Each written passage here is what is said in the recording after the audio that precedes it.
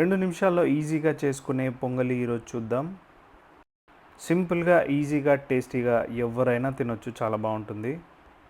ముందుగా ఒక glass rice, half glass పప్పు నేను నానబెట్టుకున్నాను. గుప్పెడు కాజు, అల్లం, పచ్చిమిర్చి, కరివేపాకు మరియు మిరియాలు, జీలకర్ర కావాలి. ఇప్పుడు స్టవ్ మీద కుక్కర్ పెట్టుకొని అది వేడెక్కినాక 2 స్పూన్లు నెయ్యి వేసుకుందాం. నెయ్యి కరిగి కొంచెం హీట్ తగిలినాక కాజు వేసుకొని ఫ్రై చేసుకుందాం.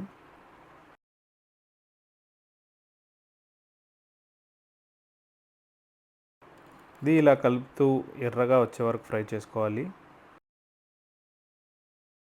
ఫ్రై అయిపోయిన తర్వాత ఒక గిన్నెలోకి తీసుకొని పక్కన పెట్టుకుందాం.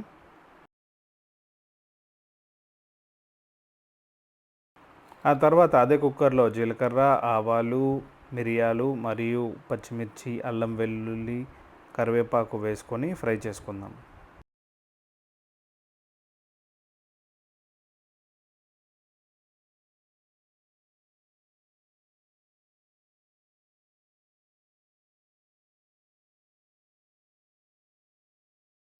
ఇందాక ఫ్రై చేసుకున్న కాజు ముక్కలు వేసుకోవాలి.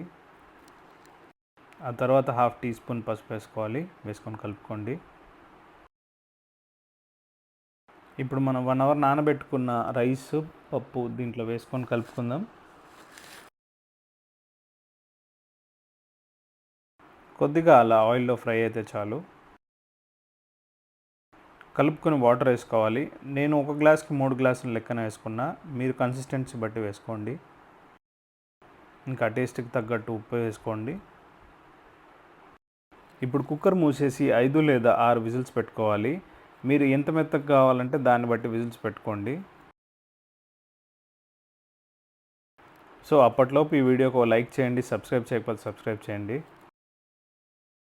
సో విజిల్ ఆగిపోయి వేపర్ వెళ్ళిపోయిన తర్వాత ఓపెన్ చేస్తే ఇలా వస్తుంది.